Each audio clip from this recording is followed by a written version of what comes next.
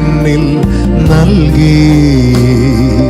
ഞാൻ ചെയ്യാത്ത കുറ്റം ചുമത്തി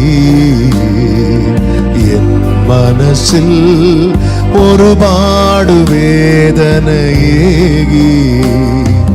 നൊമ്പരത്താൽ എൻ്റെ ഉള്ളം നിറഞ്ഞു, നീറും നിരാശയിൽ തേങ്ങി. അപ്പോൾ നീ എൻ്റെ കാതിൽ പറഞ്ഞു, നിന്നെ ഞാൻ കൈവിടില്ല. അപ്പോൾ നീ എൻ്റെ കാതിൽ പറഞ്ഞു, നിന്നെ ഞാൻ കൈവിടില്ല. പെറ്റമ്മ മറന്നാലും മറക്കാത്ത സ്നേഹമേ, ക്രൂശിതനായവനേ, നീ എന്നാശ്രയം. നിൻ വചനങ്ങൾ എത്രയോ സത്യം, ഈ ലോകത്തിൻ മായാവിലാസങ്ങൾ വ്യർത്ഥം. ഞാൻ നിന്നോട് ചേരട്ടെ നാഥാ, നീയാണല്ലോ എന്നെ മറക്കാത്ത സ്നേഹം. തോരാത്ത കണ്ണീരുമായ്ക്കും യേശുവിൻ കുരിശോട് ചേർന്നു ഞാൻ നിന്നു. അപ്പോൾ അവൻ എന്നെ വാരിപ്പുണർന്നു, വാത്സല്യ ചുംബനമേകി. അപ്പോൾ അവൻ എന്നെ വാരിപ്പുണർന്നു, വാത്സല്യ ചുംബനമേകി. പെറ്റമ്മ മറന്നാലും മറക്കാത്ത സ്നേഹമേ, ക്രൂശിതനായവനേ, നീ എന്നാശ്രയം. എല്ലാരും എന്നെ പിരിഞ്ഞപ്പോൾ, ആലംബമില്ലാതലഞ്ഞപ്പോൾ, ഒറ്റയ്ക്കിരുന്നു കരഞ്ഞപ്പോൾ, നീ എൻ്റെ ആശ്വാസധാരയായി വന്നു. ഒറ്റയ്ക്കിരുന്നു കരഞ്ഞപ്പോൾ, നീ എൻ്റെ ആശ്വാസധാരയായി വന്നു. ആശ്വാസധാരയായി വന്നു. அர்ப்பணிக்கிறோம். எங்களை நன்றாய் அறிந்தவர், புரிந்து வைத்திருக்கிறவர். உபத்திரவப்படுகிறவனுடைய உபத்திரவத்தை அற்பமாய் எண்ணாமலும், அவனுக்கு முகத்தை மறைக்காமலும், நோக்கி கூப்பிடும் போது பதில் கொடுக்கிறவருமாய் இருக்கிற எங்கள் தேவனே, இப்படி வார்த்தைக்காய் காத்திருக்கிறோம். எங்க கூட பேசுங்கப்பா, மீட்பர் நாமத்தில் பிதாவே, ஆமென், ஆமென், ஹல்லேலூயா. இந்த மாதம் கர்த்தர் தந்த வாக்குத்தத்த வார்த்தையை நாம் ஒரு விசை கூட இந்த நாளிலே கேட்க போகிறோம். நெகேமியா தீர்க்கதரிசன புஸ்தகம் 6வது அதிகாரத்தின் 16வது வசனத்தை நாம் வாசிக்க கேட்கலாம். எங்கள் பகைஞர் எல்லாரும் அதை கேட்ட போதும், எங்கள் சுற்றுப்புறத்தாராகிய புறஜாதியான அனைவரும் கண்ட போதும் மிகவும் முனையற்று போய், இந்த கிரியை எங்கள் தேவனால் கைகூடி வந்ததென்று அறிந்தார்கள். கரங்களை உயர்த்தி ஹல்லேலூயா. 1ஆம் தேதி இந்த வார்த்தையை கேட்டோம். கடந்த வெள்ளிக்கிழமையிலும் இந்த வார்த்தையை குறித்து தேவ திட்டத்துக்கு அடுத்த காரியங்கள், ஆண்டவருடைய திட்டத்தோடு இணைந்து செயல்படுகிற காரியங்களை குறித்து நாம் கடந்த வாரத்திலும் கேட்டோம். இந்த வாரத்திலே ஆமென், ஆவியானவர் கடந்த நாட்கள் அதிகமாய் தியானிக்க வைத்ததும், ஆமென், அதிலே அடியானோடு இடைப்பட்டதுமான சில காரியங்களை நாம் இந்த நாளிலே ரொம்ப சுருக்கமான நேரத்தில் வேகமாய் தியானிக்க போகிறோம். இன்றைய செய்திக்கு ஒரு தலைப்பு கொடுக்கணும்னா, நெகேமியாவின் பயணம், ஜேர்னி ஆஃப் நெகேமியா. நெகேமியாவின் பயணம். ஏன் இப்படி ஒரு தலைப்பு என்றால், இந்த செய்தியை சொல்லும்போது இந்த ஆமென் பயணம் அநேகருடைய வாழ்க்கையோடு ஒத்து போய் கொண்டிருக்கும் என்பதில் சந்தேகம் இல்லை. நமக்கு ஒரு பிரசங்கம் அல்ல தேவை.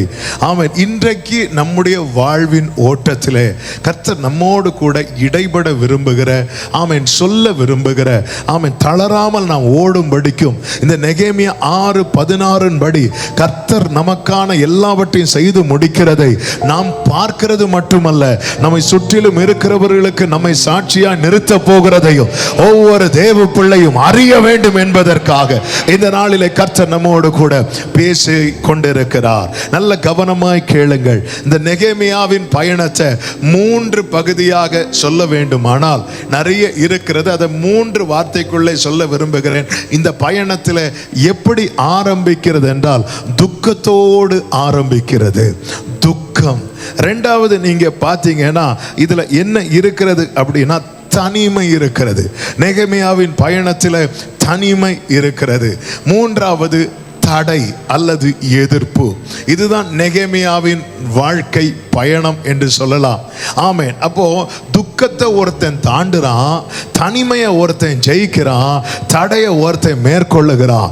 ஆமென். பரலோகத்தின் தேவன் காரியத்தை கைகூடி வரும்பொழுது என்னெல்லாம் உண்டாகும் தெரியுமா? உன் வாழ்க்கையில் இருக்கிற துக்கம் சந்தோஷமாய் மாறும், தனிமை அல்லது வெறுமை மாறும். ஆமென். தடை எல்லாம் படிக்கற்களாய் மாறும். ஹல்லேலூயா. நெகேமியாவோடு இருந்து நடத்தின தேவன் நம்மோடு இருந்து நடத்த வல்லவராய் இருக்கிறார். கரங்களை உயர்த்தி ஆமென் சொல்லுங்க பார்க்கலாம். துக்கத்தோடு, தனிமைகளை, எதிர்ப்புகள் நடுவில் இந்த சத்தத்தை கர்த்தர் இன்னைக்கு எங்கூட என்ன பேச போகிறார்? கர்த்தர் என் வாழ்க்கையில காரியத்தை வாய்க்க பண்ணுவாரா? என் வாழ்க்கையில் இருக்கிற துக்கம் எல்லாருக்கும் தெரிகிறது, என் தனிமை எல்லாருக்கும் தெரிகிறது. எல்லாருக்கும் தெரியலைனாலும் ஒரு சிலருக்கு தெரிகிறது. ஆமா, என் வாழ்க்கையில எவ்வளவு தடைகள் இருக்கிறது, எவ்வளவு எதிர்ப்புகள் இருக்கிறது. தாவீது சொல்லுகிறாரே, என் சத்துருக்கள் எவ்வளவாய் பெருகி இருக்கிறாங்க. ஆமா, தாவீதின் ஆரம்பத்தில் பார்த்தா ஒவ்வொருத்தனா வந்தாங்க. இப்போ பார்த்தீங்கன்னா சுற்றிலும் சத்துருக்கள். ஆமென், ஆமென். இதையெல்லாம் தாண்டி ஒரு மனுஷனுக்கு ஜெயிக்க முடியுமா? ஒரு மனுஷனால நிற்க முடியுமா? ஒரு மனிதனால சாதிக்க முடியுமா? இன்னைக்கு நமக்கு முன்பாக இருக்கிற பிரச்சனை அது வெள்ளம் போல இருக்கலாம் அல்லது எரிகோ போல இருக்கலாம். ஆனால் ஒன்றை புரிந்து கொள்ளுங்கள், நம் தேவனுக்கு ஒரு பெயர் உண்டு. அவர் தடைக்கு முன்னாக நிற்கிறவர் அல்ல, தடைகள் அவருக்கு முன்பாக நிற்காது. சாமே, செங்கடல் அவரை கண்டு விலகி போனது போல, யோர்தான் பின்னிட்டு திரும்பினது போல இதுவரை நடத்தி வந்த தேவன் உங்களோடு இருப்பது நிச்சயமானால் இன்று நீங்கள் சந்திக்கிற அத்தனை பிரச்சனைகளையும் விசுவாசிக்கிறவர்கள் மாத்திரம் கரங்களை தட்டி ஹல்லேலூயா, ஹல்லேலூயா. எல்லாரும் என்னே பிரிஞ்ச போல், ആലംബമില്ലാതലഞ്ഞ പോൽ, ഒറ്റയ്ക്കിരുന്നു കരഞ്ഞപ്പോൾ നീ എൻ്റെ ஆஸ்வாசதாரையாய். யாரும் இல்ல, தனியா இருந்து அவன் கடந்த நாட்கள் அதிகமாய் கண்ணீர் வடித்து இன்னைக்கு ஆண்டவர் சமூகத்தில் கண்களை துடைத்து விட்டு வந்து உட்கார்ந்து இருக்கிற உள்ளமே, இது மற்றவர்களுக்கு செய்தியா இருக்கலாம், மற்றவர்களுக்கு பிரசங்கமா இருக்கலாம். ஆனால் உனக்கு இது பரலோகத்திலிருந்து கொடுக்கப்படுகிற மன்னா. ஆமே, காண வரைக்கும் இந்த மண்ணை உன்னை வாழ வைக்கும். இந்த வனாந்தரம் உன்னை அழிப்பதற்கல்ல, இந்த தனிமை உன்னை அழிப்பதற்கல்ல, இந்த துக்கம் உன்னை அழிப்பதற்கல்ல, இந்த எதிர்ப்பு உன்னை அழிப்பதற்கல்ல. ஆலங்கம் கட்டப்படும்.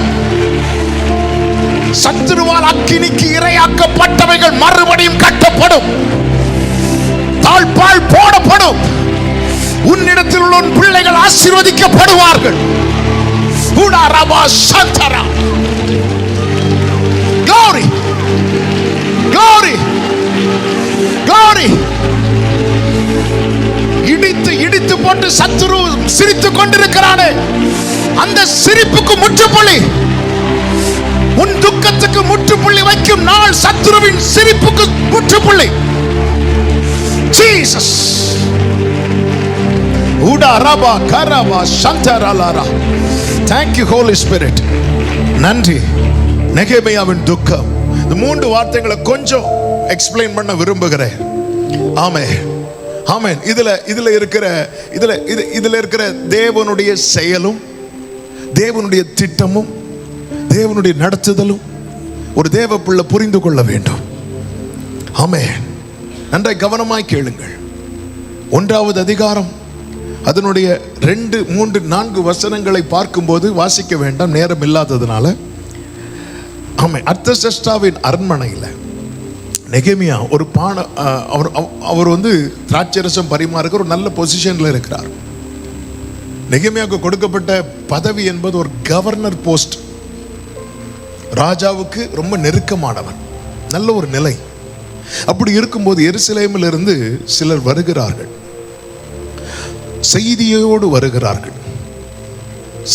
வருகிறார்கள். அந்த செய்தி என்ன செய்தி என்று 3வது வசனத்திலே சொல்லப்பட்டிருக்கிறது. மகா தீங்கு, நிந்தை, சிறையிருப்பில் மீந்திருக்கிறவர்கள் அனுபவிக்கிறார்கள். எருசலேமின் அலங்கம் இடிப்பட்டதும் அதன் வாசல்கள் அக்கினியால் சுட்டெரிக்கப்பட்டதுமாய் கிடக்கிறது என்று சொல்லுகிறார்கள்.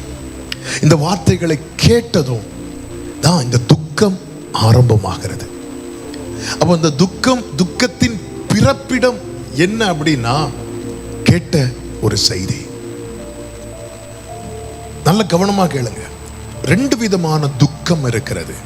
ஒன்று கர்த்தர் அனுமதிக்கிற துக்கம், இன்னொன்று கர்த்தர் அனுமதிக்காத துக்கம். சில துக்கம் தேவனை அனுமதிக்கிறார். ஏன் அப்படின்னா, நம்ம மேல இருக்கிற தேவ திட்டத்தினுடைய பிறப்பிடமாக இந்த துக்கம் இருக்க போகிறது. ஆமா, இன்னைக்குள்ள சில வேதனையை சுமந்து கொண்டு, தேவன் அனுமதிக்கிற வேதனையை சுமந்து கொண்டு, தேவ சமூகத்தில் ரொம்ப ஹெவி ஹார்ட், ஒரு பாரமான இருதயத்தோடு இன்னைக்கு இந்த சத்தத்தை கேட்கிறவர்களுக்கு ஆண்டவர் தருகிற வார்த்தை இதுதான்.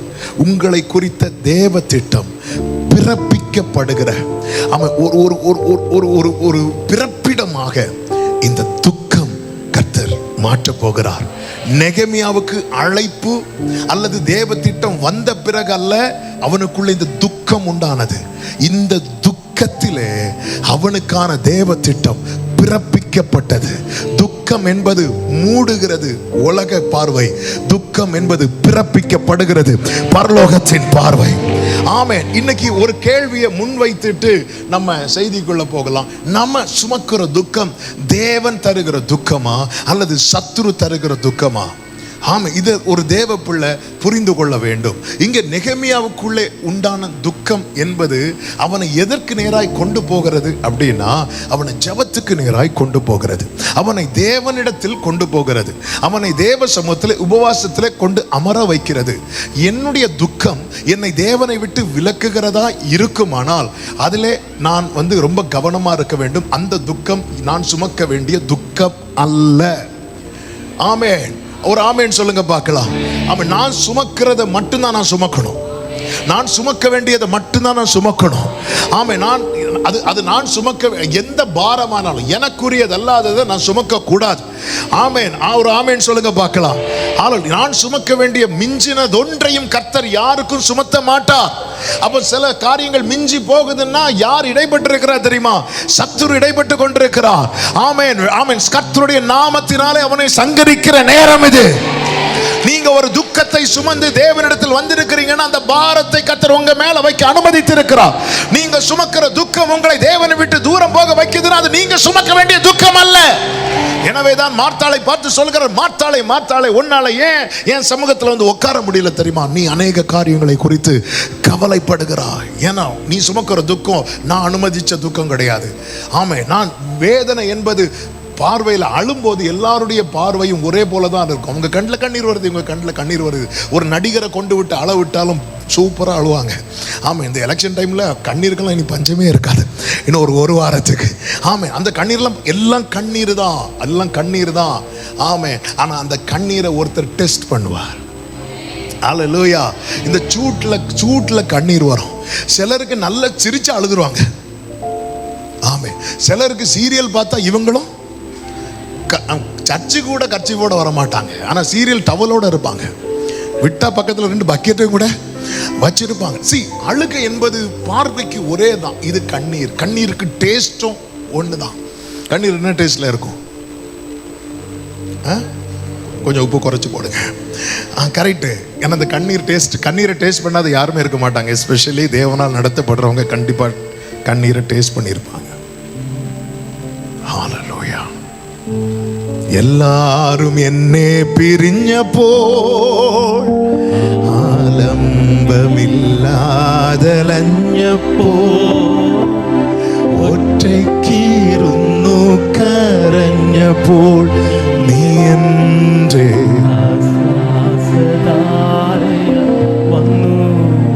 ஆமென். நான் சுமக்கிற துக்கம் என்னை தேவனிடத்தில் கொண்டு போகும் என்றார். ஆமென். Sorrow is a birthplace of purpose. இந்த துக்கம் தான் இந்த நெகேமியாவை குறித்த தேவனுடைய திட்டம் பிறப்பிக்கப்படுகிற இந்த பெயினை ஆண்டவர் எனக்கு எப்படி சொல்ல வைக்க விரும்புறாருன்னா, இது ஒரு டெலிவரி பெயின். ஆமா, டெலிவரி பெயின். பாஸ்டர் ஜோமண்ணுங்க, பெயின் இன்னும் வரல. ஆமே, அல்லேலூயா. பெயின் வரல. பெயினுக்காக ஆமென் எல்லாரும் எதிர்பார்க்கிற ஒரு பெயின் இருக்கிறது. ஏன்னா அதுல ஒண்ணு பிறக்குது, அதுல ஒரு ஜீவன் பிறப்பிக்கப்படுகிறது. நெகேமியாவே உன் மேல ஒரு துக்கத்தை வச்சு உன்னை சாப்பிட விடாம உட்கார வச்சிருக்கிறது. உன்னை குறித்த தேவ திட்டம் பிறப்பிக்கப்படுகிறதற்காக நல்ல கரங்களை தட்டி ஆமென் சொல்லுங்க பார்க்கலாம். இன்னைக்கு வேதனையோடு இந்த ஏப்ரல் மாதத்தில் ஆண்டவர் ஏன் இந்த வார்த்தையை தந்தார்லாம் எனக்கு தெரியல. ஆனா ஒரு காரியம் நிச்சயம், ரிசல்ட்டை தான் நெகேமியா 6:16. கொஞ்சம் யோசித்து பாருங்க. ரிசல்ட்டை வச்சுட்டு நம்மளை ஓட விடுறார். ரிசல்ட் தெரியாம ஓடுற கூட்டம் கிடையாது. ஆமென். நன்மையான ஒன்றை கர்த்தர் எனக்காக ஆயத்தம் பண்ணி வைத்திருக்கிறார். ஆமென். எபிரேயர் 12:1 நமக்கு தெரியும். விசுவாசத்தை துவக்குகிறவரும் அதை முடிக்கிறவருமா இருக்கிற இயேசுவை நோக்கி நமக்கு நியமித்த ஓட்டத்தில் பொறுமையோடு. ரிசல்ட்டை 11 கடைசியில் எழுதி வச்சிட்டார். 11 கடைசியில் என்ன சொல்லப்பட்டிருக்கிறது? அவர்கள் எல்லாரும் நம்மை அல்லாமல் பூரணராகாத படிக்கு விசேஷித்த நன்மையானதொன்றை தேவன் நமக்கென்று, பக்கத்தில் 2 பேர் கையை கொடுத்து சொல்லுங்க, நமக்கென்று முன்னதாகவே நியமித்திருந்தா. ஆகையால் ஆமென். 12 எப்படி ஆரம்பிக்கிறது? ஆகையால். அப்போ ரிசல்ட் இருக்கு. ஆமென். எல்லாம் ரிசல்ட் என்ன? நெகேமியா 6:16. ரிசல்ட் என்ன? நெகேமியா 6:16. இந்த கிரியை எங்கள் தேவனால் கைகூடி வந்ததென்று என்னை பகைக்கிறவர்களும் என்னை சுற்றி இருக்கிறவர்களும் அறிந்து கொள்ள போகிறாங்க. அதை நோக்கி தான் நான் பயணித்துக் கொண்டிருக்கிறேன் சொல்றவங்க ஆமென் சொல்லுங்க. இந்த துக்கம் சந்தோஷமாய் மாறும். ஆமென். சத்துருவினால் வருகிற துக்கம் அது நம்மளை தேவனிடத்தில் நெருங்க விடாது. பாருங்கள், கானானை வேவு பார்க்க மோசே ஒவ்வொரு கோத்திரத்திலிருந்து ஒவ்வொருத்தரை தெரிந்தெடுத்து அனுப்புவாங்க. 12 பேர் போறாங்க. அந்த 12 பேர்ல யோசுவாவும் உண்டு, காலேபும் உண்டு. 40 நாள் சுத்திட்டு வரும்போது சும்மா வரல. கானானில் இருக்கிற திராட்சை கொலையை நம்ம 1 கிலோ வாங்கி கவர்ல போட்டுட்டு வரோம், அப்படி இல்லை, 2 பேர் தோல்ல தூக்கிட்டு வரான். அப்போ ஆண்டவர் வேவு பார்க்க போற இடத்துல ஒரு அடையாளத்தை காண்பிக்கிறது மட்டும் இல்லை, கையிலே கொடுத்து விடுறார். இவங்க கானான்லேருந்து வரும்போது எப்படி தான் வராங்க? திராட்சை கொலையோட அந்த நன்மையுமா வராங்க. மோசே கிட்ட சொல்றாங்க. சொல்லும்போது அவங்க இங்க பாருங்க, இந்த நன்மை இருக்கு, இது அதனுடைய நன்மை. ஆமென் சொல்லிட்டு சொல்றாங்க. ஆனாலும் ரொம்ப கஷ்டம். ஏன்னா அங்க யாரெல்லாம் இருக்கிறாங்க அப்படின்னா, ஏத்தியர் இருக்கிறாங்க, எபூசியர் இருக்கிறாங்க, எமோரியர் இருக்கிறாங்க, கானானியர் இருக்கிறாங்க, அதை சுத்தி இருக்கிறாங்க. அதனால ரொம்ப கஷ்டம், நம்மளால வர முடியாது, அதை பிடிக்கிறது ரொம்ப கஷ்டம் அப்படின்னு சொல்லி அவங்க பேசிட்டு இருக்கிறாங்க. இந்த செய்தி காட்டுத்தீ போல பரவ ஆரம்பிக்கிறது. ஜனங்களுக்குள்ளே துக்கம் வருகிறது. இந்த துக்கம் அவர்களை எங்க கொண்டு போகுது அப்படின்னா, மேக ஸ்தம்பத்திலும் அக்கினி ஸ்தம்பத்திலும் இருக்கிற கர்த்தரிடத்தில் கொண்டு போகாமல் இந்த துக்கம் தாங்கள் விட்டு வந்த எகிப்துக்கு கொண்டு போகும்படிக்கு அவர்களை ரொம்ப ஃபோர்ஸ் பண்ணுது. அப்பொழுதுதான் அவர்கள் துக்கித்து புலம்பி அழுது அவர்கள் சொல்லுகிறார்கள், நமக்கு ஒரு தலைவனை ஏற்படுத்தி நம்ம எங்கே போகலாம் அப்படி தெரியுமா? நம்ம எகிப்துக்கு போகலாம். தேவனை விட்டு விலக்குகிற துக்கம் இருக்கிறதல்லவா, அது நாம் சுமக்கக்கூடிய அல்லது நாம் சுமக்க வேண்டிய துக்கம் அல்ல. ஆமென். தேவனை விட்டு விலக்குகிற துக்கம். ஆண்டவராக இயேசு கிறிஸ்து சொல்லுவார், என் ஆத்துமா ரொம்ப வியாகுலப்படுகிறது. கெத்செமனே தோட்டத்தில் அவர் போகும்போது அவருடைய ஹார்ட்ல அவ்வளோ துக்கம், அவ்வளோ பாரம். அந்த துக்கம் அவரை எங்கே கொண்டு போனது தெரியுமா? ஆண்டவரிடத்துல ஜெபம் பண்ணும்படிக்கே கொண்டு போய் அமர்கிறார். நீங்க சுமக்கிற துக்கத்தினால உங்களால ஜெபிக்க முடியுது அப்படின்னா அந்த துக்கத்தை சுமக்கிற சரியான பர்சன் நீங்க தான். காரணம், அந்த காரியத்தை குறித்த தேவ திட்டம் கர்த்தர் உங்க மேலதான் எழுதி இருக்கிறார். ஒரு ஆமென் சொல்லுங்க பார்க்கலாம். அந்த காரியத்தை குறித்த தேவ திட்டத்தை கர்த்தர் உங்க பேர்ல தான் எழுதி இருக்கிறார். எருசலேமின் செய்தியை சொன்னவனுக்கு கூட இவ்வளவு துக்கம் கிடையாது. ஆமே, எருசலேமின் பிரச்சனை அனுபவிக்கிறவனுக்கு கூட இவ்வளவு துக்கம் கிடையாது. ஆனா ராஜ அரண்மனையில் இருக்கிறவனுக்கு அனுபவிக்கிறவனை விட துக்கம் இருக்கிறது. காரணம், அவனை கொண்டு செய்வது தேவனுடைய திட்டமா இருக்கிறது. ஹல்லேலூயா. தேவ திட்டம் உபவாச ஜெபத்திலே பிறப்பிக்கப்படும், அபிஷேக கூட்டத்தில் பிறப்பிக்கப்படும். ஆமென். ஒரு தீர்க்கதரிசி வந்து தலையில கை வச்சும் சொல்லப்படும். ஆனா சில நெகேமியாக்களுக்கு தேவ துக்கம் அவர்கள் நடக்கிற கண்ணீரின் பாதையில் பிறப்பிக்கப்படும், அவர்கள் நடக்கிற துன்பத்தின் நடுவில் பிறப்பிக்கப்படும், அவர்கள் நடக்கிற மரண பள்ளத்தாக்கில பிறப்பிக்கப்படும். இன்னைக்கு நீ வடிக்கிற கண்ணீர், இன்னைக்கு நீ சந்திக்கிற பிரச்சனை உன்னை குறித்த தேவ திட்டத்துக்கான பிறப்பிடம். ஒரு ஆமென் சொல்லுங்க பார்க்கலாம். ஹல்லேலூயா. ஆண்டவருக்கு இப்போ பாருங்க, நான் சுமக்க கூடாத துக்கத்தை நான் சுமக்கும் போது அது என்ன எங்க தான் கொண்டு போகுதுன்னா தேவனை விட்டு தூரமாய் கொண்டு போகிறது. இன்னைக்கு நம்ம எந்த துக்கத்தை சுமக்கிறோம்? தேவனை விட்டு தூரம் போகிற துக்கத்தை சுமக்கிறீங்களா? உங்களுக்கு சொல்லப்படுகிற செய்தி, உங்கள் கவலைகளை அவர் மேல வைத்து விடு. ஆங்கிலத்தில் அது எப்படி இருக்கும்? அவர் மேல எரிந்து விடு. கர்த்தர் மேல உன் பாரத்தை எரிந்துரு, தூக்கி போட்டுரு அப்படின்றார். தூக்கி போட்டுரு, தூக்கி போட்டுரு, அதை தூக்கி போட்டுரு. ஏன்னா அது இந்த துக்கம் உன்னை ஜெபம் பண்ண விடல, இந்த துக்கம் உன்னை தேவனிடத்துல சேர விடல, இந்த துக்கம் உன்னை தேவனோடு நெருங்க விடல, இந்த துக்கம் உன்னை தேவ சமூகத்தில் அமர விடல. அது நீ சுமக்க வேண்டிய துக்கம் அல்ல. ஆண்டவர் சமூகத்தில் விட்டு விடு, விட்டு விடு, விட்டு விடு. ஆண்டவர் சொல்ல, வருத்தப்பட்டு பாரம் சுமக்கிறவர்களே நீங்க எல்லாம் என்கிட்ட வாங்க, நான் அதை மாத்திட்டு நீ எதை சுமக்கணுமோ அதை நான் உனக்கு வைக்கிறேங்கிறார். நீ சுமக்க வேண்டிய நுகத்தை நான் உன் மேல வைக்கிறேன். ஆண்டவரே, ஆண்டவரே, நான் எவ்வளவு ஜெபம் பண்ணி பார்த்தேன், என்னை குறித்த தேவ திட்டம் இன்னும் வெளிப்படவில்லையே, நான் என்னெல்லாமோ கேட்டு பார்த்தேன் வெளிப்படவில்லையே. ஆண்டவர் சொல்றார், இது வெளிப்படுகிற சீசன். ஆமே ஆண்டவர். ஆனா என் வாழ்க்கையில துக்கத்தின் மேல துக்கம், வேதனை மேல வேதனை. ஆமே, உன்னை குறித்த தேவனுடைய நோக்கம் வெளிப்படுவதற்கான பிறப்பிடம் இன்னைக்கு தேவன் உன்னை வைத்திருக்கிற சூழ்நிலை. ஒரு ஆமேன் சொல்லுங்க பார்க்கலாம். ஹல்லேலூயா. ஆமேன். சாராள் கடினமாய் நடத்தினது நிமித்தமாய் ஆமேன் ஆகார் வனாந்திரத்துக்கு புறப்பட்டு வருகிறாள். வயிற்றுல பிள்ளையை வச்சுட்டு வனாந்திரத்துல இன்னொரு துணை இல்லாம எவ்வளவு பெயின்ஃபுல்லான வேலை நேரம். ஆனா அந்த இடத்துல தான் அவள் பிள்ளையை குறித்த தேவனுடைய திட்டம் என்ன என்பது பிறப்பிக்கப்பட்டது. ஹல்லேலூயா.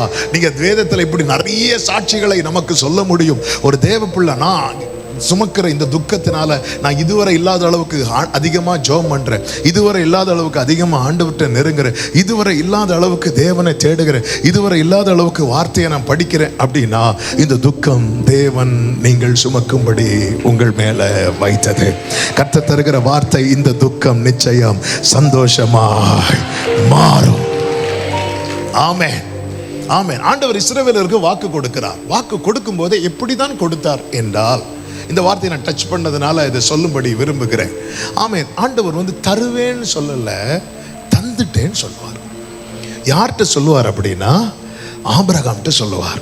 ஆதியாகமம் 15வது அதிகாரத்தின் 19, 20, 21 வசனங்களை நாம் வாசிக்கும் போது அதை வாசிக்க கேட்கலாம். கேனியரும் கெனிசியரும் கத்மோனியரும் ஏத்தியரும் பெருசியரும் ரெப்பாயிமியரும் எமோரியரும் கானானியரும் கிர்காசியரும் எபூசியரும் என்பவர்கள் இருக்கிறதுமான இந்த தேசத்தை உன் சந்ததிக்கு கொடுத்தேன் என்றார். கொடுப்பேன்னு சொல்லல, சத்தமா சொல்லுங்க, சத்தமா சொல்லுங்க. நம்ம எப்படி ஜெபம் பண்ணணும் தெரியுமா? நமக்கு எப்படி தெரியும்? நான் தருவேன்னு சொன்னீரே, அப்படி இல்லை. ஆண்டவர் வந்து ஒன்னு தரணும்னு தீர்மானிச்சுட்டாருன்னு வைங்களேன், தந்துருவார். இப்போ வந்து சந்ததியே இல்லை, சந்ததியை தாங்கன்னு கேட்கும்போது அவர் சந்ததிக்கு தருவேங்கிறார். என் நினைவுகள் அல்ல உங்கள் நினைவுகள், என் வழிகள் அல்ல உங்கள் வழிகள். எத்தனை பேர் இதை நம்புறீங்க? எத்தனை பேர் இதை விசுவாசிக்கிறீங்க? என் ஆண்டவர் வாயிலிருந்து பொய் வராது நம்புறவங்க சத்தமா ஆமென். ஆண்டவர் சும்மா சும்மா தருவேன் தருவேன் தருவேன் இப்படி பேசுகிறவர் இல்லை. ஆண்டவரை தருவீரா? தந்துட்டேன்ல உனக்கு. அப்போ நம்ம எப்படி பார்ப்போம், என்ன ஆண்டவர், வயசு வரை 86ஆவது. ஆமென். இதுவரை தருவேன்னாரு, இப்போ என்ன சொல்றாரு? தந்துட்டேன். ஆண்டவரை பிளான் போட்டு விளையாடி. சில டூருக்கு பிளான் போடுவோம் தெரியுமா? ஃபஸ்ட் இயர் படிக்கும்போது, நாங்களாம் காலேஜில் ஃபஸ்ட் இயர் படிக்கும்போது எங்கே டூருக்கு பிளான் போட்டோம்னா கொடைக்கானல் பிளான் போட்டோம். பிளானில் போயிட்டு வந்துட்டோம். செகண்ட் இயர் படிக்கும்போது பெங்களூர் பிளான் போட்டோம், அதுவும் பிளானில் போயிட்டு வந்துட்டோம். தேர்ட் இயர் படிக்கும்போது பிளான் போட்டுட்டு இருக்கும்போது சொல்கிறேன், பிளான் தானே போடுவோம், சும்மா போடுவோம் சுவிட்சர்லாந்துக்கு. ஆமாம், போயிட்டு வந்தாச்சுல்ல, போயிட்டு வந்தாச்சு, ரைட்டு. நம்ம பிளான். ஆண்டவர் விளையாட்டு காட்டுறீங்களா? 75 வயசில் தருவேன்னாரு, 86 வயசில் தந்துட்டேன்ல. தந்துட்டீரா? ஒருவேளை நான் தூங்கிட்டு இருக்கும்போது தந்துட்டாரோ? ஆண்டவர் தரும்போது இதில் தான் ஆண்டவர் வந்து சும்மா அதாவது ஆண்டவர் நயங்காட்டி நம்ம இழுத்தாலும் அதுல பொய் இருக்காது.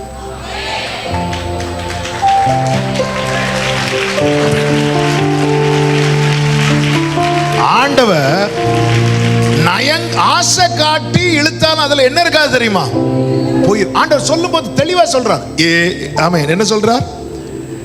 கேனியர், கெனேசியர், கத்மோனியர், ஏத்தியர். அதன் அர்த்தம் என்ன? நாளைக்கு நான் எதை அடைய போகிறேன் என்பதும் அவருக்கு தெரியும். நான் சுதந்திரிக்க போகிற என் சுதந்திரமும் அவருக்கு தெரியும். நான் சந்திக்க போகிற என் பிரச்சனைகளும் அவருக்கு தெரியும். ஹல்லேலூயா. இது நடுவில் ஆமென். ஆண்டவர் உங்களுக்குன்னு ஒரு திட்டத்தை அல்லது ஒரு நன்மையை வச்சிருக்கும் போது எப்பவுமே சத்துருக்கள் அதை சுத்தி இருக்கதான் செய்வாங்க. ஆனாலும் ஆண்டவருடைய கரம் அதில் இருக்கிறதுனால உங்களுக்குரியது உங்க கையில வரும். சத்துருவே வந்தாலும், ஒரு பாளையமே எதிர்த்தாலும் அது. இப்ப ஆபிரகாம்கிட்ட கொடுத்தேன் அப்படிங்கிறார்.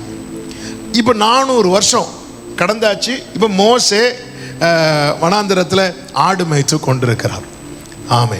அப்பொழுது கர்த்தர் முட்செடியில மோசைக்கு தரிசனமாகி என்ன சொல்றார் அப்படின்னா, யாத்திராகமம் 3:17 வாசிக்கலாம். அதுல கர்த்தர் சொல்லுகிறார், நான் உங்களை எகிப்தின் சிறுமையிலிருந்து நீக்கி பாலும் தேனும் ஓடுகிற தேசமாகிய கானானியர், ஏத்தியர், எமோரியர், பெரிசியர், ஏவியர், எபூசியருடைய தேசத்துக்கு கொண்டு போவேன் என்றும். அங்க என்ன சொல்றார்? இங்க என்ன சொல்றார்? கொண்டு போவேன், கொண்டு போவேன். அப்ப இங்க என்ன சொல்லல? ஏன்னா ஆல்ரெடி என்ன ஆயிட்டு, அவர் தந்துட்டாரு. இனி என்னதான் செய்யணும்? அவர் என்ன கொண்டு போகணும். பக்கத்துல பார்த்து சொல்லுங்க, தந்துட்டாரு, கொண்டு போயிட்டு இருக்கிறார். இந்த புத்தகத்துக்கு பேர் அதனாலதான் யாத்திராகமம், யாத்திரை, எக்ஸோடஸ். இப்ப அவர் என்ன பண்றாரு? அதனாலதான் நான் ஆரம்பத்திலே சொன்னேன், இது ஒரு பயணம். ரிசல்ட் இருக்கு. உங்களுக்கு கொடுக்கப்பட்ட ப்ராமிஸ உங்க லைஃபோடைய ரிசல்ட்டா நீங்க பார்த்துட்டு டிராவல் பண்ணுங்க. ஆமா, அந்த அப்படி பார்த்ததுனால தான் தாவீது சொல்லுகிறார், நான் துன்பத்தின் நடுவில் நடந்தாலும் நீர் என்னை உயிர்ப்பிப்பீர், நான் மரண இருளின் பள்ளத்தாக்கில் நடந்தாலும் என் கூட அப்பா இருக்கிறீர். ஹல்லேலூயா. ஆமென். 400 வருஷத்துக்கு முன்னாடி கொடுத்தேங்கிறார். 400 வருஷம் கழிச்சு இதெல்லாம் யாரும் ஞாபகத்திலே வைக்க போறாங்கன்னு சொல்லிட்டு மாத்தல. நம்ம தான் வருஷம் வருஷம் வாக்குத்தத்தத்தை மாற்றுவோம். போன வாரம் என்ன ஆண்டு? ஜெயத்தின் ஆண்டு. இந்த வாரம் என்ன ஆண்டு? திருப்தியின் ஆண்டு. அதுக்கு முந்தின வாரம் என்ன ஆண்டு? சகலத்தையும் திருப்பிக் கொள்ள ஆண்டு. ஆமே. நம்ம மாத்திட்டே இருப்போம், ஆண்டவர் மாற்ற மாட்டார். இவர் அதை கொடுத்துட்டேன், அவ்வளவுதான். ஆண்டவர் இப்போ என்ன பேச போறீங்க? கொண்டு போறேன். எங்க கொண்டு போறீங்க? எதை நான் உனக்கு கொடுத்தனும் அதை அடையும்படிக்கு நான் உன்னை கொண்டு போறேன். ஹல்லேலூயா. இப்போ உங்க வாழ்க்கையில் ஒரு பயணம் இருக்கு தெரியுமா? ஆமா, உங்க பழைய ஃபைல் எல்லாம் தட்டி பாருங்க. அவர் என்னென்ன கொடுத்தார் என்பது உங்களுக்கு சொல்லப்பட்டிருக்கும். ஆமே. கர்த்தர் என்னென்ன செய்தார் என்று இன்னும் கொஞ்ச காலத்தில், கர்த்தர் யாக்கோபுக்கு என்ன செய்தார் என்று இன்னும் கொஞ்ச காலத்தில் சொல்லப்படும். ஆமே. நம்ம என்ன பண்ணுவோம் தெரியுமா? சூழ்நிலை மாறினதும், திடீர்னு பார்வோன் வந்ததும், பிரச்சனை மாறினதும், கர்த்தர் கொடுத்ததெல்லாம் மறந்துடுவோம். நம்மளா புதுசா ஒன்று ரெடி பண்ண பார்ப்போம். இல்லை, ஆண்டவர் பாருங்க எப்படி இருக்கிறார் பாருங்க. வருஷம் 400 தாண்டுது, 400 தாண்டுது. கர்த்தர் சொல்ல, இப்போ நான் வந்து கொண்டு போவேங்க. இங்க வந்து கொடுப்பேன்னு சொல்லலை, ஏன்னா ஆல்ரெடி கொடுத்துட்டாரு. ஆமே. வனாந்திர யாத்திரையில் களைத்து நான் சோர்ந்து போகும் நேரங்களில் நேசரின் சத்தம் என்னில் கேட்டிடும், என் வாழ்வு செழித்திடுமே. அவர் சொல்றார், இங்க பாரு, நான் உன்னை கொண்டு போவேன் அப்படிங்கிறார். எப்படி கொண்டு போவார்? எப்படி கொண்டு போவார்? உபாகமம் 1:31. ஒரு மனிதன் தன் பிள்ளையை சுமக்கிறது போல, ஆமென், நீங்கள் இவ்விடத்திற்கு வருகிற வரைக்கும் நடந்து வந்த வழிகள் எல்லாவற்றிலும் உங்கள் தேவனாகிய கர்த்தர் உங்களை சுமந்து கொண்டு வந்ததை கண்டீர்களே. கைகளை உயர்த்தி ஒரு ஹல்லேலூயா சொல்லுவோமா? ஆமென். கொடுத்தேன், கொண்டு போவேன். எப்படி கொண்டு போவார்? இப்ப ஒரு பிள்ளைய ஒரு அப்பா எப்படி கொண்டு போவாரோ அப்படியே அப்படியே. அதன் அர்த்தம் என்ன? வாக்குத்தத்தத்தை உடையவர்கள் அவங்க வாழ்க்கை ஓட்டத்தில் அவங்கள அனாதையா நடக்க விட மாட்டார், அப்பாவோடு நடக்க வைப்பார். ஆமை, நான் அனாதை அல்ல. ஆமை சொல்லுங்க, நான் அனாதை அல்ல. வாக்குத்தத்தத்தை உடைய தேவ பிள்ளை அப்பா இல்லாத பிள்ளை கிடையாது. அவர்களுக்கு ஒரு தகப்பன் உண்டு, அவர்களுக்கு ஒரு தகப்பன் உண்டு. ஆமே. ஆனா ஆண்டவருக்கு கோபம் என்னன்னா 32, 33, 34 வசனங்கள்ல சொல்றாரு, உங்கள் தேவனாகிய கர்த்தர் நீங்கள் பாளையம் இறங்கத்தக்க இடத்தை பார்க்கவும் நீங்கள் போக வேண்டிய வழியை உங்களுக்கு காட்டவும் இரவிலே அக்கினியிலும் பகலிலே மேகத்திலும் உங்களுக்கு முன் சென்றாரே. இப்படி இருந்தும் இந்த காரியத்தில் நீங்கள் அவரை நம்பாம போயிட்டீங்களே. ஆகையால் கர்த்தர் உங்கள் வார்த்தைகளின் சத்தத்தை கேட்டு கடுங்கோபம் கொண்டு நான் இதில் உங்களை கொண்டே போக மாட்டேன் அப்படின்னு சொல்லிட்டு ஆணையிட்டார். அப்படி சொல்லி ஆண்டவர் ரொம்ப கோபத்தில். ஆண்டவருடைய வருத்தம் என்னன்னா, இங்கே பாரு, நான் தேவன், ஆனால் நான் அந்த வாக்குத்தத்த பூமிக்கு நான் அவனை எப்படி கொண்டு போறேன்னா ஒரு அப்பாவா கொண்டு போறேன், ஒரு தகப்பனா நான் கொண்டு போறேன். அவரால் இதை ஃபீல், அதாவது அவரை தேவனா நான் பார்க்குறேன். அது வேற வழி இல்லை, அவர் தேவன் என்பது எனக்கு தெரியும். ஆனால் நான் அவரை இந்த இடத்துல நான் எப்படி பார்க்கணும் அப்படின்னா அப்பாவா பார்க்கணும். அப்பாவா பார்க்கிறவனுக்கு எதை குறித்த பயம் இருக்காது தெரியுமா? இந்த ஓட்டம் என்னவாகுமோன்னு பயம் கிடையாது. தகப்பன் ஈசாக்கை பலி செலுத்த கொண்டு போகிறான். ஆமென். எங்க போறோம்னு ஈசாக்குக்கு தெரியாது, எதுக்கு போறோம்னு தெரியாது. இந்த பாதை ஆபிரகாமுக்கு வேதனையை கொடுத்தாலும் இந்த பாதை ஈசாக்குக்கு அதிகமான வலியை கொடுக்கக்கூடிய பாதை. ஆனால் ஈசாக்குக்கு அது எதையும் குறித்த ஒரு கவலை கிடையாது. ஏன் கவலை இல்லை அப்படின்னா, அவன் கூட வந்த 2 வேலைக்காரங்கள்னாலயா இல்லை, அவனுடைய அப்பா அவனோடு இருக்கிறார். ஆமே, அப்பா இருக்கிறார், அப்பா என் கூட இருக்கிறார், தகப்பன் என்னோடு இருக்கிறார். ஆண்டவர் சீஷர்களுக்கு கொடுத்த பிராமிஸ் என்னன்னா, இங்க ஒரு உலகத்தின் முடிவு பரியந்தம் நான் உன் கூட இருப்பேன். ஆமா, ஆண்டவர் சொல்ல, நான் ஒரு அப்பாவா இருக்கிறேன். நீங்க உங்க வாழ்க்கையை திரும்பி பாருங்க, ஒரு தகப்பனாக. ஹல்லேலூயா. தகப்பனாக இதுவரையும் தோளின் மீதே சுமந்து தகப்பனாக தோளின் மீதே சுமந்து வந்தி. கைகளை உயர்த்தி, தந்தையே உந்தயவால் தாண்டினேன். ஆமென். என் தந்தையே